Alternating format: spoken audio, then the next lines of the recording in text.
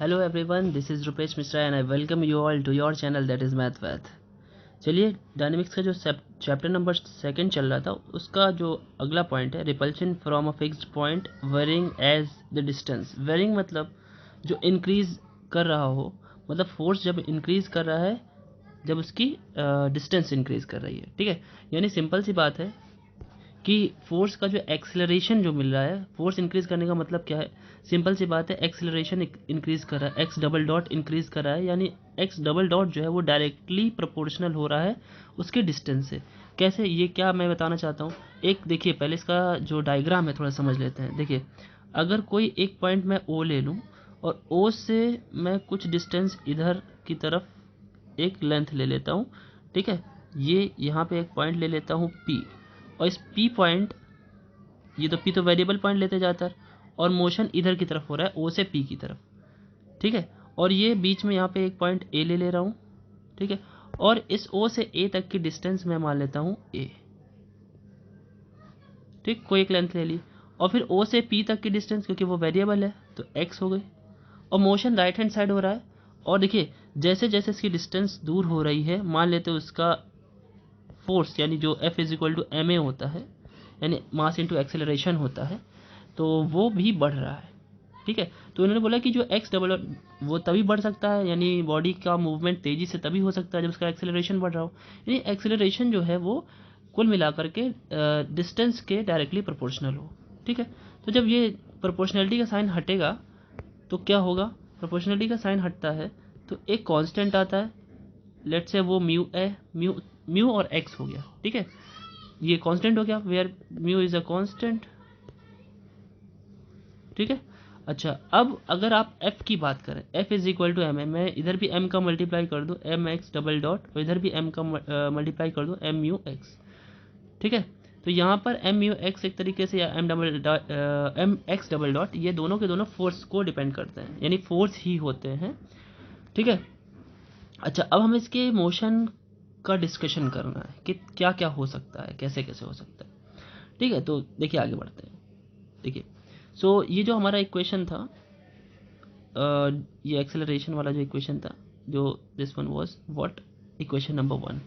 अब इस पर थोड़ा सा डिस्कशन अगर करें हम, तो X double dot is equal to mu X, तो अच्छी बात है। अगर हम इसे वेलोसिटी के टर्म्स में लिखें, एक्सेलरेशन को वेलोसिटी के टर्म्स में ऐसे लिखते हैं V D V by D X. ठीक है, is equal to mu X. अब एक्स एक्स एक तरफ और वाई वाई वी वी एक तरफ, क्योंकि ये वेरिएबल सेपरेबल बन गया डिफरेंशियल इक्वेशन का, है ना। ये क्या बन गया, वेरिएबल सेपरेबल बन गया, वेरिएबल सेपरेशन मेथड लग सकता है यहाँ पे। सो सिंपली क्या करेंगे, हम एक तरफ वी डी वी रख लेते हैं, एक तरफ म्यू एक्स डी एक्स रख लेते हैं, इंटीग्रेट कर देते हैं इस इक्वेशन नंबर टू को।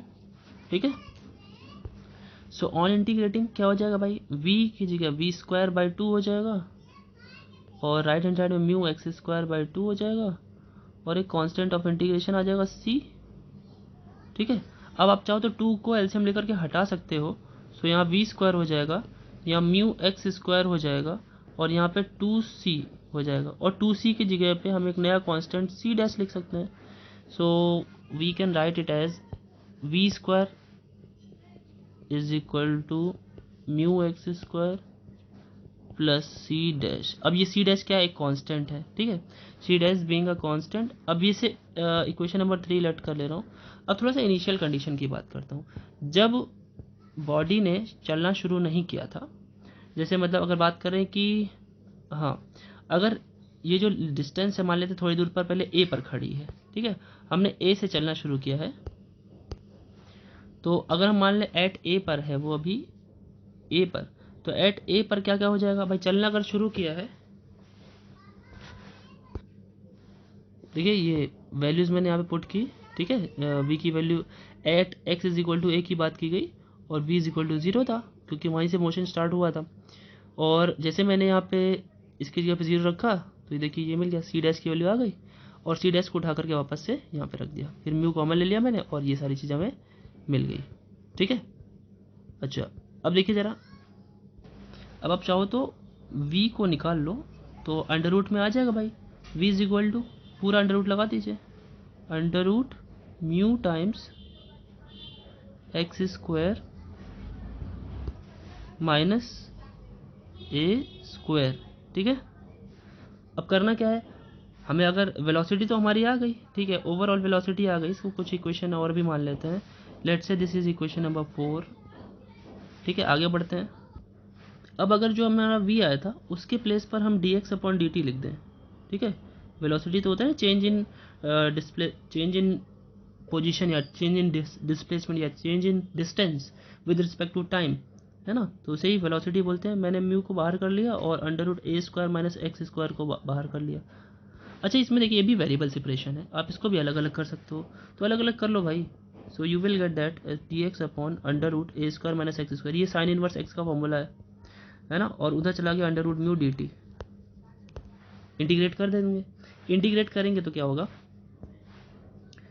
ऑन इंटीग्रेटिंग, इंटीग्रेट करोगे आप तो आपको क्या मिलने वाला है, देखो सिंपल सी बात है, जब इंटीग्रेट करोगे तो ये x square minus a square है कि ए स्क्वायर माइनस ए स्क्वायर, थोड़ा सा एक सेकेंड देखना पड़ेगा, sorry x square minus a square है, ये पोजीशन थोड़ी गड़बड़ा गई, ये अब सही हो गया। देखिए ए स्क्वायर माइनस एक्स स्क्वायर है तो साइन इनवर्स का या फिर कॉस इनवर्स का फॉर्मूला होता है, लेकिन x square minus a square है ना। ठीक है, सो ये फॉर्मूला होता है आपका, याद होगा आपको, देखिए मैं याद दिलाता हूँ, चलिए यहाँ याद दिलाता हूँ। देखिए ये फॉर्मूला दो तरीके से लिखा जाता था इंटीग्रेशन में, आप लोगों ने शायद पढ़ा हो। ठीक है, इंटीग्रेशन जब आपने अभी इससे पहले थर्ड सेमेस्टर में मैथमेटिकल मेथड्स पढ़ा था, सो उसमें ये फॉर्मूला था, और इसका एक रूप और था जो आप लोगों ने क्लास 12th में पढ़ा होगा, मैं आपको दिखाता हूँ। इसका वैसे जो आंसर होता था वो होता था log x plus under root x square minus a square. एक ये इसका ये होता था आंसर जो आपने क्लास 12th में पढ़ा हुआ था, और एक और इसका आंसर होता है, वो क्या होता है, जरा ध्यान से सुनिए।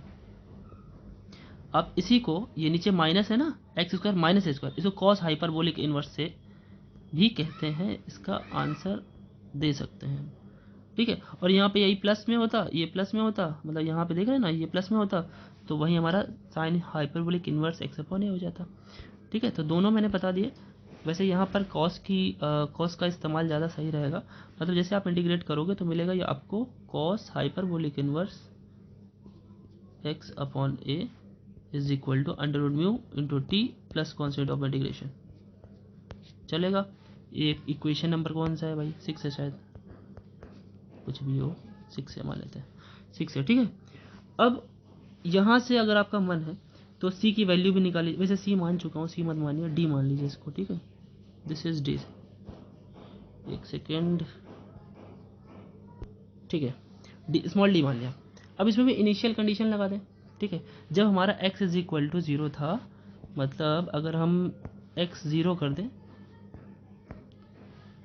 या x की वैल्यू एट ए की बात कर ले, at a, at capital A पर क्या था भाई अपने पास, x की वैल्यू स्मॉल a थी, है ना, x is equal to small a, और उस समय जब हमने मोशन शुरू भी नहीं किया था तो टाइम 0 ही रहा होगा, सिंपल सी बात है।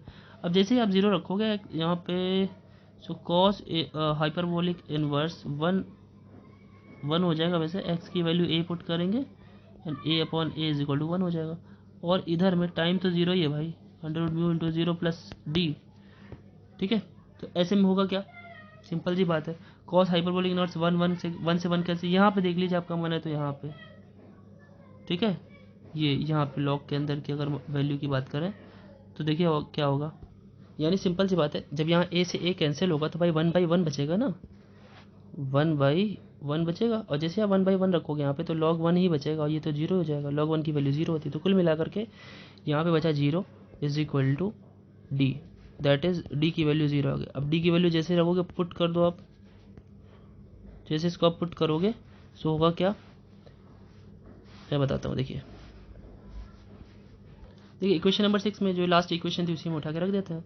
सो इसमें जैसे आप पुट करोगे then you will get what, cos hyperbolic inverse x upon a, ये तो था, equals to under root mu T, और प्लस डी था, डी की वैल्यू 0, खत्म हो गया।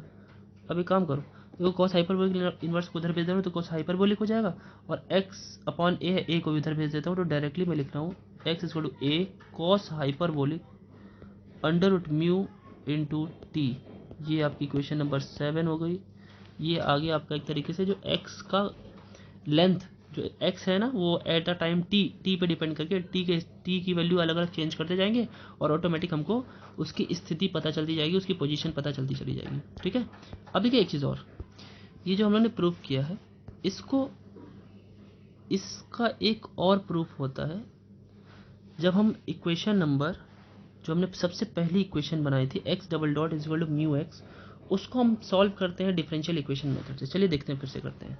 ठीक है, फिर से उसी को ही हम सॉल्व करते हैं यूजिंग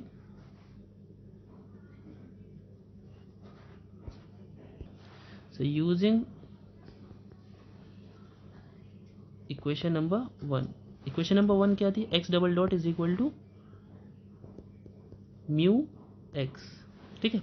अब अगर आप सही से देखो तो क्या x डबल डॉट को मैं ये लिख सकता था d फॉर डिफरेंशिएशन, ठीक है, इक्वल माइनस में mu x is equal to 0 लिख सकता हूँ। ठीक है, यहाँ पे आप लिख दो d जो है वो क्या है, almost d by d T है। ठीक है, अब जरा ध्यान से देखिएगा, इसको यहीं पे सॉल्व करता हूँ मैं। देखिए सो होगा क्या, ऑक्सिलरी इक्वेशन लिख लीजिए, ऑक्सिलरी इक्वेशन इसी के लिए। सो ऑक्सिलरी इक्वेशन क्या हो जाएगी भाई, जहाँ जहाँ डी होता है वहाँ वहाँ एम रख दीजिए और वेरिएबल को हटा दीजिए। क्यों भाई, है ना, ये म्यू होगा ना, यहाँ पे म्यू होगा। ठीक। सो यहाँ से अगर आप m की वैल्यू निकालना चाहो तो plus minus under root mu. आपको याद है म्यू में जब हम लोग सी एफ निकालते थे पी आई तो इसका 0 होगा क्योंकि इक्वल टू 0 है। ठीक है, इसका मतलब यहाँ पी आई तो 0 है। ठीक, इसका सी एफ अगर निकाला जाए, यानी अगर डायरेक्टली मैं इसका आंसर लिखना चाहूँ जो y is equal to C F plus P I होता है, तो y तो नहीं यहाँ पे लेकिन x है। So x is equal to C F plus P I तो खत्म, पी आई की तो कोई बात ही नहीं करनी है। सो x क्या होगा, आपको मैं थोड़ा सा फिर से याद दिलाता हूँ, जब हम लोगों ने डिफरेंशियल इक्वेशन स्टार्ट की थी, जिसको नहीं पता होगा वो जाके पढ़ लेगा प्लीज़। ठीक है, जब जब हमारे m की values alpha plus minus root beta आती थी, मतलब इरेशनल नंबर आता था, तो ऐसे में हमारा सी एफ जो होता था वो ऐसे लिखा जाता था। कैसे, देखिए C1 कॉस हाइपरबोलिक, एक सेकंड एक चीज रह गया, ई पावर अल्फा एक्स, ठीक है, और ब्रैकेट में C1 कॉस, एक सेकंड इसको यहाँ पे लिख देता हूँ, ब्रैकेट में C1 cos hyperbolic under root beta x plus C2 sine hyperbolic under root beta x, ऐसे लिखा जाता था। तो वही चीज़ यहाँ पे भी है। ठीक है, यहाँ पे कैसे लिखोगे आप भाई, यहाँ पे वही तरीका है, यहाँ पे तो अल्फा है ही नहीं, अल्फा की वैल्यू 0, तो ई की पावर 0 वाला तो टर्म हट ही जाएगा। ठीक है, बाकी C1 C2 कीजिए, C1 C2 तो C और C डैश और D इस्तेमाल कर चुके, तो C1 C2 लिख सकते हैं। तो C1 cos hyperbolic under root mu x, यहाँ पे x नहीं है, वहाँ पे dy बाई डी एक्स होता था, इसलिए यहाँ पे x लिख देते हैं, यहाँ d x by d t, इसलिए यहाँ पे t लिखेंगे, प्लस C2, ठीक है, plus C2 sine hyperbolic under root mu और t। ठीक है, अब यहाँ पे C1 और C2 निकालना पड़ेगा, C1 C2 यहाँ पे दोनों निकालने पड़ेंगे, तो कुछ बाउंड्री कंडीशन लेनी पड़ेगी। चलिए लेते हैं बाउंड्री कंडीशन। एट ए, वही ए वाला, ए पर क्या था, x की वैल्यू a थी, लेकिन मोशन अभी हमने जस्ट स्टार्ट किया था तो t की वैल्यू 0 हो गई। तो इसे पुट कर दो सिंपली, जैसे आप पुट करोगे x is equal to C1, यहाँ पे सॉरी x की जगह तो a हो गया ना, x is equal to a is equal to C1 cos hyperbolic under root mu और t की वैल्यू हो गई 0, plus C2 sine hyperbolic under root mu और t की वैल्यू हो गई 0। So a is equal to C1 cos hyperbolic की value वही है भाई, 1 ही होगी। ठीक है, और C2 साइन हाइपरबोलिक की वैल्यू 0 में तो 0 ही होती है, तो यहाँ पे C1 की वैल्यू मुझे a मिल गई। और अगर मैं ये रख दूँ उसमें, ठीक है, इसमें वैल्यू पुट कर देता हूँ और उसके बाद एक बारी जो इक्वेशन हमारी आई है उसको डिफरेंशिएट भी कर लेता हूँ। ये इक्वेशन की बात कर रहा हूँ, ये इक्वेशन नंबर कुछ मान लेते हैं इसको 8। ये जो हमारी इक्वेशन आई है दिस इज इक्वेशन नंबर 8। इसको एक बारी डिफरेंशिएट करिए जरा 8 को, ठीक है। डिफरेंशिएटिंग इक्वेशन नंबर 8, डिफरेंशिएट आप जैसे करोगे टी के रिस्पेक्ट में तो होगा क्या, x dot is equal to, अब जैसे डिफरेंशिएट करोगे तो क्या आने वाला है, देखिए जो अपना कांस्टेंट था उसके साथ C1 तो बाहर रहेगा ही, फिर इसी को कर लीजिए, आपके सामने तो लिखा हुआ है, ये जो लिखा हुआ है ये 0 की जगह टी समझिएगा। चलिए करिए, तो कॉस का करेंगे तो सिंपल सी बात है, कॉस हाइपरबोलिक की बात करें अगर तो यहाँ पे साइन हाइपरबोलिक में बदल जाता है, लेकिन हाइपरबोलिक वाले में नेगेटिव साइन नहीं आता, और टी के साथ अंडर रूट म्यू तो वो बाहर आ जाएगा, ठीक है। तो ये sine hyperbolic under root mu T हो जाएगा, और बी वाले में बी अंडर रूट बी वाले में यानी दूसरा C2 वाले में C2 cos hyperbolic under root mu और टी, मतलब माइनस साइन नहीं, कोई फर्क नहीं डालता, इसमें माइनस साइन नहीं आता क्योंकि हाइपरबोलिक की बात है ना। अच्छा, वैसे हाइपरबोलिक जो होता है वो कायदे से देखा जाए साइन और कॉस की बात नहीं है, वो e की पावर x और e पावर माइनस एक्स की बात है। अगर जिसने पिछला सेमेस्टर पढ़ा होगा तो उसे मिला होगा कि वहाँ पे कैसे होता है, क्या मतलब होता है इन सभी का, ठीक है। अब यहाँ पे भी एक बार इनिशियल कंडीशन लगा लीजिए, है ना, यहाँ पे भी लगा लीजिए। तो यहाँ पे भी वही बात अगर कर लें हम कि t जब 0 होता है, ठीक,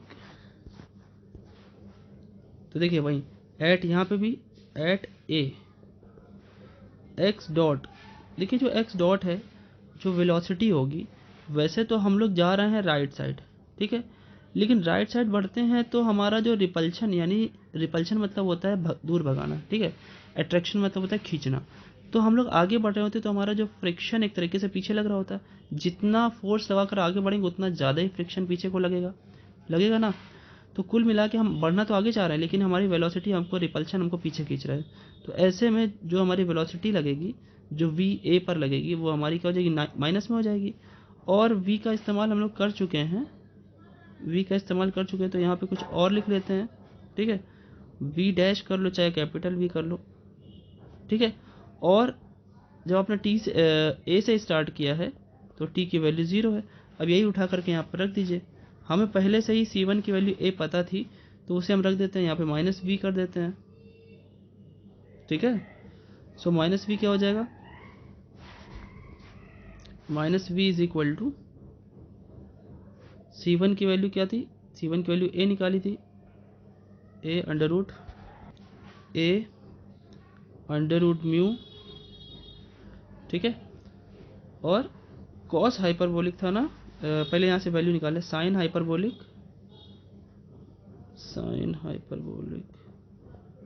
यहीं पे तो रख रहे हैं वैल्यू, है ना, हाइपरबोलिक अंडर रूट म्यू और टी की वैल्यू हो गई 0 plus C2 cos hyperbolic under root mu और टी की वैल्यू हो गई 0, है ना।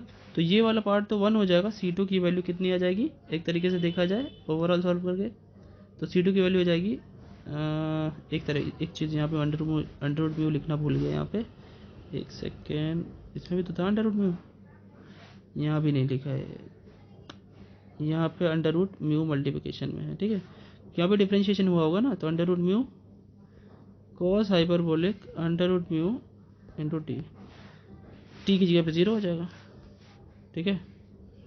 अब जैसे सॉल्व करेंगे तो यहाँ C2 अंडर रूट म्यू और यहाँ माइनस वी, बस इतना ही बचेगा, बाकी सब कैंसिल हो जाएगा।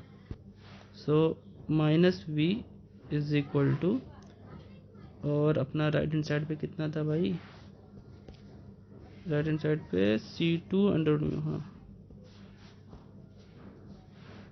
C2 और under root mu, so you will get that, v capital थोड़ा सा बनाइएगा, C2 की वैल्यू कितनी आ गई, C1 की वैल्यू ए आई, C2 की value minus we upon under root mu I.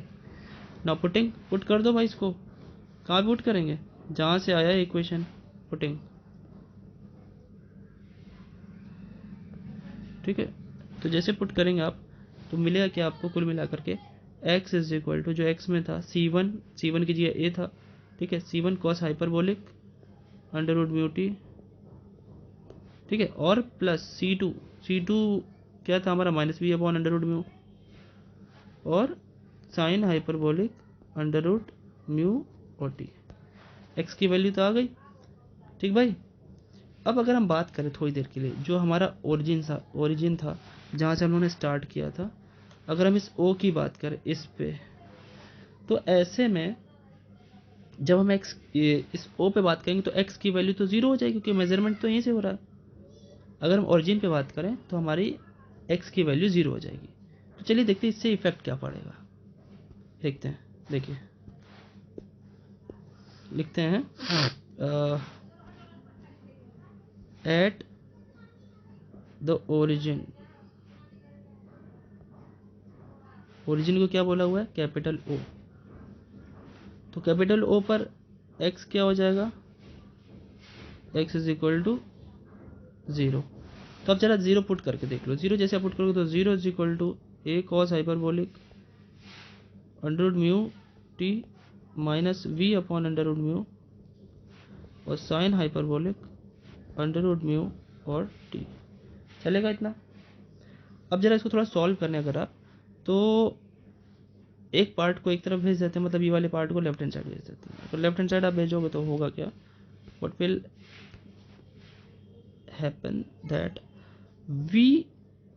We जो होगा V sine hyperbolic under root mu T, और अंडर रूट म्यू जो है उसका क्रॉस मल्टीप्लिकेशन आप करोगे तो A under root mu cos hyperbolic under root mu T हो जाएगा।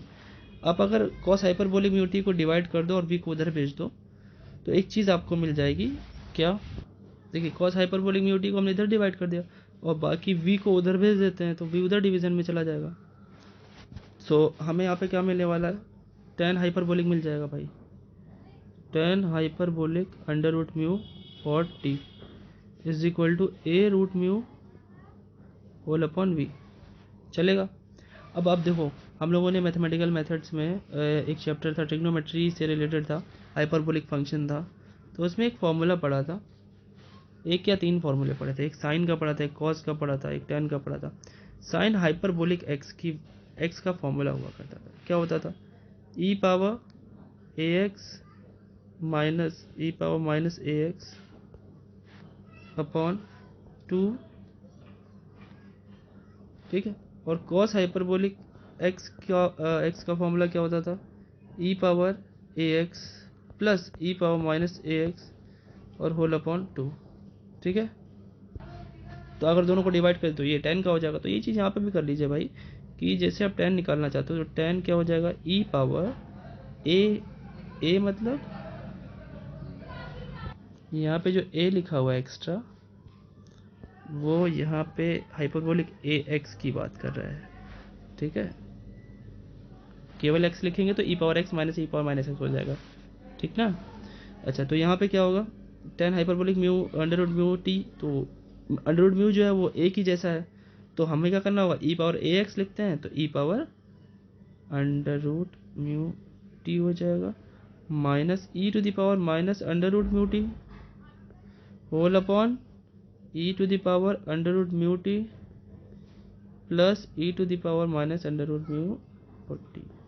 राइट हैंड साइड में तो जो है सो है ही, ठीक है भाई, चलेगा यहाँ तक। अब जरा एक रूल होता है जिसे बोलते हैं CD rule, componendo dividendo rule, componendo dividendo. ये CBSE class ICSE class 10th maths का एक छोटा सा मेथड है, ठीक है, जो आप लोगों ने इस 3rd सेमेस्टर में सीखा हुआ है मैथमेटिकल मेथड्स के अंदर, ठीक है। तो ये करता क्या है, बड़ा ही सिंपल सा काम करता है। अगर आपको a plus b upon a minus b is equal to c upon d ऐसा दिखे, ये कैसा दिख रहा है, ये कैसा दिख रहा है कि ये दोनों सेम हो, ये दोनों अलग से सेम हो और बीच का जो साइन वो डिफरेंट हो, तो ऐसे केस में आप चाहो तो एक काम कर सकते हो कि CD रूल क्या कहता है, CD रूल कहता है कि आपको जो भी मिले इस टाइप का, तो आप ऊपर में न्यूमरेटर और डिनोमिनेटर को ऐड कर लो, numerator plus denominator upon numerator minus denominator कर लो, is equal to right hand side भी यही सेम चीज़ राइट साइड भी कर लो, ठीक है। Numerator plus denominator, right left में भी और राइट में भी दोनों साइड ये किया जाएगा, ठीक है। यही हमारा CD रूल है। अब CD रूल यहाँ पे जब आप जैसे लगाओगे, ये डिनोमिनेटर को ले जाके जैसे जोड़ोगे तो आप सोचो ज़रा, ये वाला पार्ट कट जाएगा तो ये वाला पार्ट 2 बार ही जुड़ जाएगा। और जब आप डिनोमिनेटर में न्यूमरेटर माइनस डिनोमिनेटर करोगे, दिस माइनस दिस करोगे तो क्या होगा ये कट जाएगा और ये -2 टाइम्स हो जाएगा ये वाला, ठीक है। राइट में भी करना पड़ेगा, इसको ले जाके जोड़ना पड़ेगा और इसी से आपको लेफ्ट डिनोमिनेटर में इसको माइनस भी करना पड़ेगा। तो देखिए ओवरऑल होगा क्या, मैं बताता हूँ। देखिए बात समझ पा रहे हैं, जो मैंने बोला लिख दिया। न्यूमरेटर, इस न्यूमरेटर में न्यूमरेटर प्लस डिनोमिनेटर कर दिया और इस डिनोमिनेटर में न्यूमरेटर माइनस डिनोमिनेटर कर दिया। तो अब कुछ चीज़ें जो कैंसिल हो रही है उनको हम कैंसिल कर देते हैं। जैसे कि ये वाला पॉइंट, नहीं ये तो नहीं कट रहा है, ये कट रहा है आपका, ये वाला पॉइंट और ये वाला पॉइंट कैंसिल हो जा रहा है। तो नीचे क्या बचेगा, 2e⁻√μt। और अगर आप डिनोमिनेटर में देखोगे तो ये भी माइनस के अंदर मल्टीप्लाई होगा, ठीक है। और यहाँ पे भी होगा तो यहाँ पे भी होगा। तो जब मल्टीप्लाई हो रहा होगा तो क्या होगा, ये वाला पार्ट उड़ जाएगा और ये दोनों नेगेटिव हो जाएंगे और नेगेटिव होकर के नेगेटिव टाइम्स जुड़ भी जाएंगे। क्यों भाई, ठीक ना। तो नीचे होगा -2 टाइम्स e⁻√μ और t इक्वल टू में, देखिए इक्वल टू तो सही लिखा है, इक्वल टू में तो ठीक ही है, प्लस v इक्वल टू में कुछ नहीं कैंसिल हो रहा है, -v। अब 2 से 2 खत्म, ठीक है। और इस माइनस को मैं ट्रांसफर कर दे रहा हूँ, इसको दे दे रहा हूँ, तो ये v -a√μ हो जाएगा, ठीक है। तो जैसे हमने दिया सो होगा क्या, और इसको ऊपर लिख ले रहा हूँ तो ये ऊपर जाके क्या बनेगा, e⁻2√μt जुड़ जाएगा ना, इज इक्वल टू, अब ये क्या है, a√μ प्लस v और माइनस जब इधर भेज दिया तो v -a√μ हो गया। आपको पता है e को ट्रांसफ़र जब भी करते हैं तो e को ट्रांसफ़र करने पे log लग जाता है। तो 2√μt is equal to log, उस पूरी वैल्यू के इसके अंदर लिख देंगे, v plus a√μ upon v -a√μ। चलेगा भाई। अब यहाँ से t निकाल लो भाई, t is equal to 1/2√μ log of v plus a√μ upon v -a√μ। और ये हमारा हो जाएगा भाई t निकालने का एक और अंदाज। बात समझ में आई भाई, समझ में आई बात। अच्छा अब देखिए यहाँ पे इस इक्वेशन की बात कर लें, ये जो भी बनी हो 7 8 जो भी है, आई थिंक इट वाज 8। तो ये सब के सब इम्पोर्टेंट है आपके MCQ पॉइंट ऑफ व्यू से। मैंने प्रूव करा दिया है, लेकिन आपको याद कैसे रखना है इसे, MCQ पॉइंट ऑफ व्यू से याद रखना है। जितने भी हमारे प्रूफ आए, एक t की वैल्यू वो आई थी इससे पहले, ये तो है नहीं, कहाँ गया भाई, हाँ इक्वेशन नंबर 7, ये दोनों की दोनों हमारी इम्पोर्टेंट है, ठीक है। अब एक छोटा सा कंसिक्वेंस है, क्या है उसको समझते हैं, जरा देखिए तो दिखाता हूँ आपको। अब अगर थोड़ी देर के लिए मैं मान लूँ यहाँ पे कि जो वेलोसिटी है, समझिएगा बात को, अगर हम बात करें if v is equal to, अगर v हमारा थोड़ी देर के लिए इसके इक्वल आ जाए, मतलब हमारी बात क्या हो रही थी कि ओरिजिन की तरफ, अगर a से हम ओरिजिन की तरफ जा रहे थे तो हमारी अगर वेलोसिटी पॉजिटिव होगी ना भाई, हमारा रिपल्शन जो लग रहा है वो o की तरफ लग रहा है, ओरिजिन की तरफ, और अगर मैं उधर ही जाना हो और v की वैल्यू हमारी a√μ आ गई हो, ठीक है। तो जैसे आप इस पे पुट करोगे तो होगा क्या, जरा ध्यान से देखिए। ये चीज़ जैसे आप रखोगे तो v के जी ऊपर तो भाई 2 बार ही हो जाएगा, a√μ जुड़ जाएगा और नीचे हो जाएगा 0, और ये हो जाएगा log इन्फिनिटी। log इन्फिनिटी की वैल्यू आपको पता होना चाहिए शायद इन्फिनिटी होती है, और जब इन्फिनिटी हो गई तो कुल मिला के इन्फिनिटी। मतलब अगर हम ए की तरफ, बड़ा ही इंपॉर्टेंट कंसिक्वेंस निकल के आ रहा है कि अगर हम if we project particle towards A sorry towards O ना, ओरिजिन की तरफ भेजें, towards O with v is equal to a root mu, तो क्या होगा, देन इट विल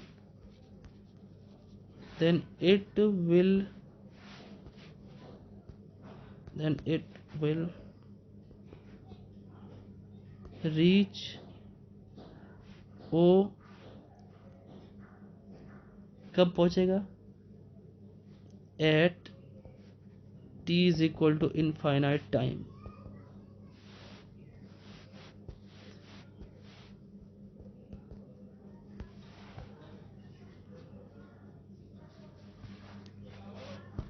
समझ रहे हैं कि अगर v की वैल्यू a रूट म्यू होती है तो ये कब इन्फिनिटी हो जाएगा, ध्यान रखिएगा। तो ये दो चीज़ें यहाँ पे भी पॉइंट याद रखने वाले हैं कि अगर v हो गया a रूट म्यू तो हमारा t क्या हो जाएगा, इन्फिनिटी। याद रखिएगा, इसमें भी स्टार बना दे रहा हूँ मैं, ठीक ना। देखिए इसके बाद हमारा motion under inverse square law है, ठीक है। वीडियो थोड़ी सी लंबी हो रही है, ठीक है, इसलिए यहीं पे रोकता हूँ वीडियो को। तो नेक्स्ट का जो पॉइंट है motion under inverse square law और एक अर्थ अट्रैक्शन है, तो वो दोनों बचे हुए हैं और उनसे रिलेटेड क्वेश्चन, तो ये चैप्टर हम लोग बहुत जल्दी ख़त्म करेंगे, ठीक है। सो तब तक के लिए वीडियो पर बने रहें और शेयर कर दें वीडियो को अपने दोस्तों में। एग्ज़ाम आपका हो सकता है अगले महीने के लास्ट में हो, सो अब वो भी पढ़ना शुरू करें, आप लोग भी दोबारा से रिवीजन करें, ठीक है। तो वीडियो पर बने रहें, मिलता हूँ नेक्स्ट वीडियो में आपके अपने चैनल मैथ फैक्ट पर। Thank you.